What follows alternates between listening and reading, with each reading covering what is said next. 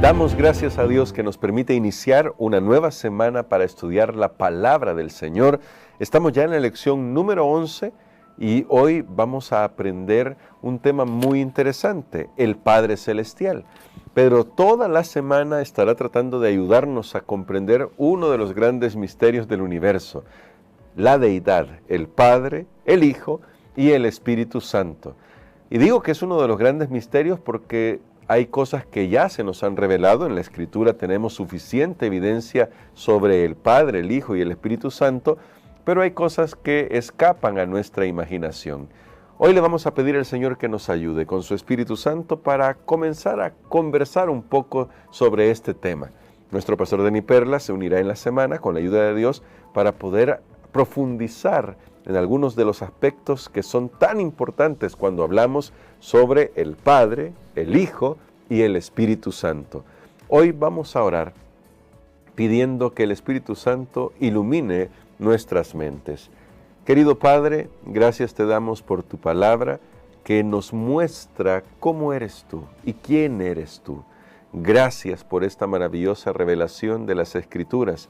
Ayúdanos a fortalecer nuestra fe y a comprender que en tu grande amor has permitido que te conozcamos un poco, aún con nuestras limitaciones. Pero permítenos que este aprendizaje nos prepare para el reino eterno. En el nombre de Jesús, amén. Quiero comenzar comentando un aspecto de las ciencias naturales que me parece muy interesante, y es el aspecto de los agujeros negros. Esto es bien curioso porque cuando Einstein dio a la luz su teoría de la relatividad, muchos pensaron que estaba de un plumazo desplazando la física newtoniana. Sin embargo, no es así. Yo no soy físico, pero se puede ver complementariedad. Y de hecho, no existiría la física de Einstein si no existiera la física de Newton. Y esto es bien interesante porque fueron construyendo. Y ya en la física de Newton hubo otros físicos que comenzaron a intuir que podría existir esa figura de los agujeros negros. Pero incluso con los descubrimientos o con las percepciones que tenía Einstein cuando escribió la teoría de la relatividad, él mismo no era creyente de los agujeros negros. Él pensaba que esto no podía darse, aunque la física que él había desarrollado daba hacia ahí, apuntaba hacia ese lugar. Él no terminaba de creer en esto. Noten lo que estoy usando estas palabras adrede, lo de creer. No terminaba de ver que esto fuera posible. Sin embargo, hubo otros estudiosos, ahora se me escapan los nombres, de hecho recibieron premios Nobel hace poco, recuerdo, sobre sus estudios respecto a los agujeros negros, que tomando la física de Einstein y haciendo los cálculos, desarrollando las matemáticas, se dieron cuenta que existían y de hecho comprobaron. Incluso hace poco, creo que el año pasado, hace 2 años, eso sí ya no recuerdo, pero es relativamente poco, se dio la famosa fotografía de un agujero negro por primera vez en alta definición. Eso fue un hito científico histórico. Pero, ¿por qué estoy diciendo esto? ¿Y qué tiene que ver eso con el tema que vamos a desarrollar? En la Escritura se nos ha presentado al Señor Jesús como el gran yo soy. Esto hablando de su identidad divina. Juan ha tomado las señales que hacía Jesús para destacar que Él es el Mesías.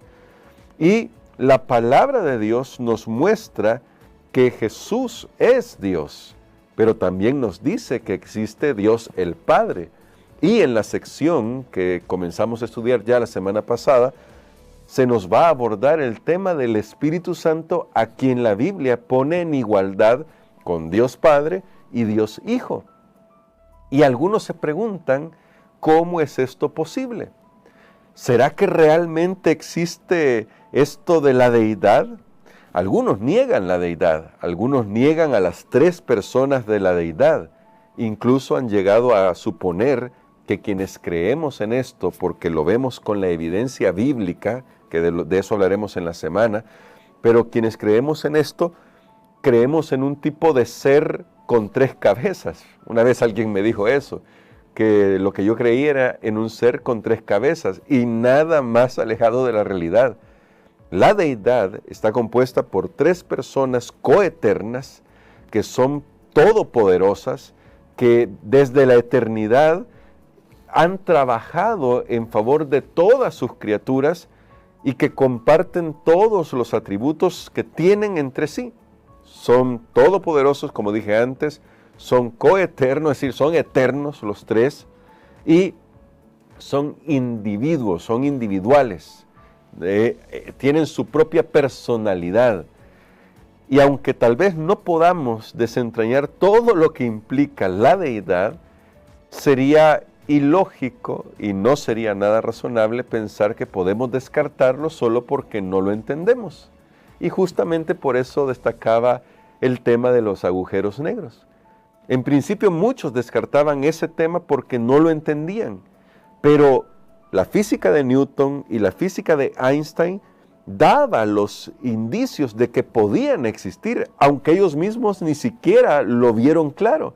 Tuvo que ser otro u otros los que finalmente descubrieron que sí, efectivamente, dadas las leyes de la naturaleza, existen los agujeros negros. En la Biblia tenemos suficiente evidencia para saber quién es el Padre, quién es el Hijo y quién es el Espíritu Santo, y saber que los 3 han jugado un papel importantísimo en la historia, no solo de nuestro mundo, pero claro que de nuestro mundo, porque para nuestro mundo es importantísimo, pero del universo entero. Teniendo todo esto en mente, aunque puede ser que se escape a nuestro razonamiento humano, siempre podemos ir a la Escritura y aceptar por fe cómo el Señor está obrando y cómo Él ha decidido revelarse a nosotros. Por eso, hoy vamos a conversar un poco sobre el Padre Celestial.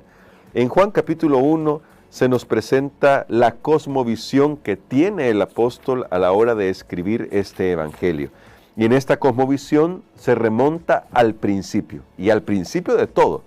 Dice él, en el principio era el Verbo, y el Verbo era con Dios, y el Verbo era Dios.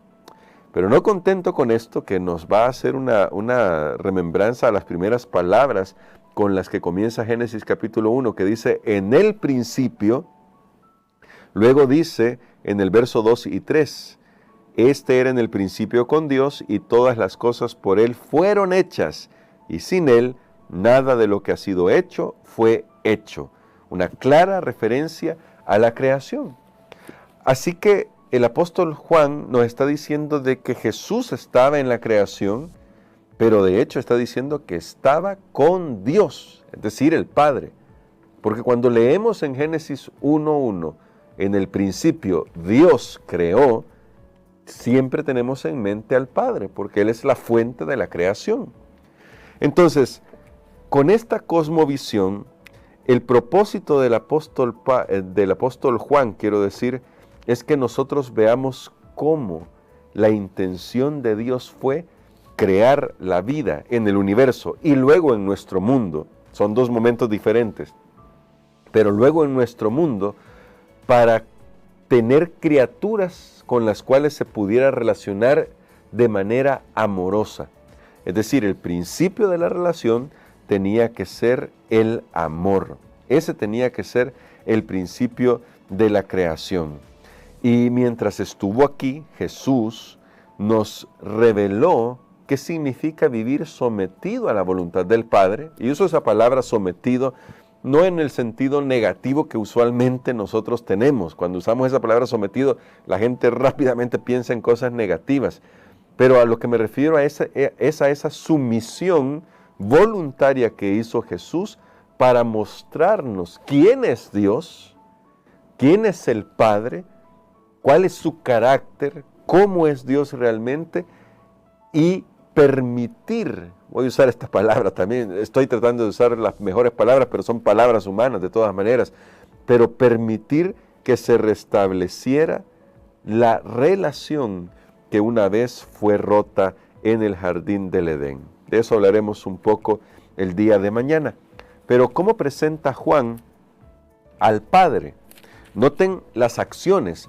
El Padre está muy activo en el Evangelio de Juan, aunque a veces no lo notamos porque siempre tenemos en vista a Jesús. Y claro que Juan quería que viéramos a Jesús y Jesús debe ser el foco de nuestra atención, sin olvidar que el propósito de la venida de Jesús fue revelar cómo es la deidad.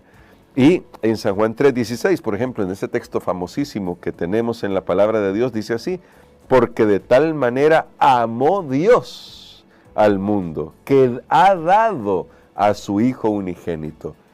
¿Qué nos revela aquí el apóstol Juan sobre Dios? Que Dios ama, el Padre amó al mundo y además entregó, dio, nos ha enviado a su Hijo. En el verso 17 dice que lo envió para salvar, porque la intención de Dios no es condenar. De hecho, ya se ha conversado eso anteriormente y la gran pregunta es ¿cómo se puede condenar a alguien que ya está condenado? Esos son los seres humanos, esos somos los seres humanos. Por el pecado estamos condenados, pero Dios nos salva. Dios envía a Jesús para salvarnos. En San Juan 5, 22, 30, en el capítulo 5, en los versos 22 y el verso 30 se destaca que el juicio Dios lo entrega a su Hijo Jesucristo. No voy a leer todos estos textos, pero usted puede verlos. Yo solo quiero que vean la acción del Padre. En San Juan 6:32 se nos muestra que Dios da su palabra. Eso es una acción de Dios, nos revela su palabra. Luego en San Juan 6:45 se nos habla de Dios enseñando. Jesús toma una cita del Antiguo Testamento en el que dice que Dios será el maestro. Y claro, Dios nos está enseñando y lo hace a través de Jesús, porque Él estuvo aquí en la tierra. Y luego en San Juan 15 y San Juan 16 se nos muestra a Dios interesado en responder a las oraciones que hacemos. ¿De qué nos habla todo esto? Nos habla de Dios Padre íntimamente relacionado con Jesús para traer a la humanidad la salvación que tanto necesitamos. Dios se acerca a nosotros y en el gran plan de Dios, el vehículo para acercarse fue que el Hijo de Dios se hiciera un ser humano para poder salvar la brecha. Como digo, esos temas todavía lo vamos a abordar el día de mañana, porque vamos a intentar hacer una introducción con esto y con la ayuda de Dios, luego con nuestro pastor, terminaremos de profundizar en algunos otros elementos. Pero si ustedes notan, aquí solo hemos dicho algunos textos, pero luego vemos en otros pasajes cómo el Padre, del mismo Juan, del Evangelio de Juan, vemos cómo el Padre está muy activo e íntimamente relacionado con el Hijo. Esto nos puede decir dos cosas, así rápidamente. Primero, la diferencia que hay entre el Padre y el Hijo. Son dos personas diferentes. Y esto siempre hay que recordarlo. Son dos personas diferentes. Y segundo, ambos están interesados en nuestra salvación. No es como alguna vez se inventó un tipo llamado Marcioni y otros, pero él solamente menciono que es el que más recuerdo ahora. No es que el Dios del Antiguo Testamento estuviera enojado, peleado con la humanidad, con ganas de destruir a la humanidad, y si no es por la intervención de Jesús, entonces no se puede aplacar el enojo de este Dios tan severo. No. Juan nos presenta al Padre amando a la humanidad, interesado en la salvación de la humanidad al punto de estar dispuesto a arriesgar esa relación eterna que ha tenido con el Hijo. Esa relación que ha tenido con el Hijo. Es un riesgo que está tomando el Padre y el Espíritu Santo. Que aunque no estoy hablando ahora del Espíritu Santo, cuando vamos al relato de la creación, notamos que ahí está presente, porque es el que cubre la faz del abismo, o en otras versiones, aletea o se cierne sobre el abismo. Pero destacando la función del Padre, o destacando a la figura del Padre, notamos que está interesado, tanto como Jesús, tanto como el Espíritu Santo lo está, que solo veremos en el resto de la semana, en nuestra seguridad y en nuestra salvación. Quiere rescatarnos. Por eso obra de manera íntima con nuestro Señor Jesucristo para la redención de la humanidad, y eso se ve claramente en el Evangelio de Juan. Eso se ve claramente ahí. Por eso Juan destaca las palabras de Jesús: yo y el Padre uno somos, las obras de mi Padre son las que yo hago, no hablo de mi propia cuenta, destacando la íntima unidad que existe entre ellos dos, que aunque son dos seres diferentes, trabajan con un propósito muy definido: salvarte a ti y salvarme a mí. Como digo, a medida que vayamos avanzando, vamos a ir descubriendo todos estos elementos. Pero hoy queda claro, desde el versículo 1 de Juan, se nos presenta la diferencia entre el Padre y el Hijo como seres separados, pero que ambos son Dios. El Padre es Dios, el Hijo es Dios, y como veremos en la semana, el Espíritu Santo es Dios. Y aunque tal vez no logremos comprender todos los elementos que esto implica, en las Escrituras tenemos suficiente evidencia para saber que la deidad está compuesta por los tres seres, los tres poderes del cielo, y que podemos confiar en que su interés primario es salvarnos. En su relación con nosotros, quiero decir, ese interés primario en su relación con nosotros es salvarnos, y que el universo sea salvado, esté puesto a salvo de la mancha del pecado. Que Dios nos ayude, mis queridos hermanos. Mañana vamos a hablar un poco sobre Jesús y el Padre.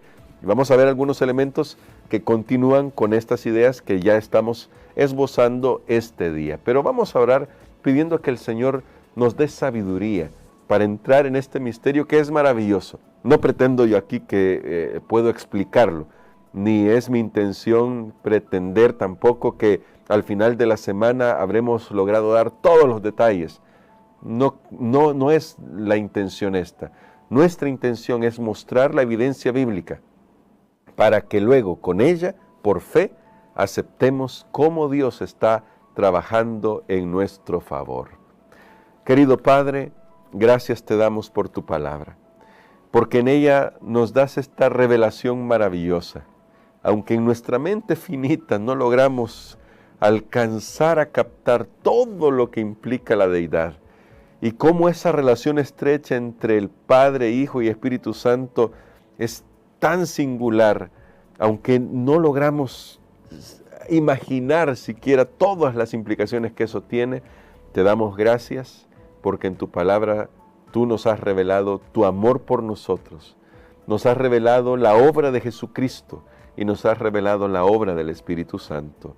Ayúdanos a escuchar tu voz. En el nombre de Jesús. Amén.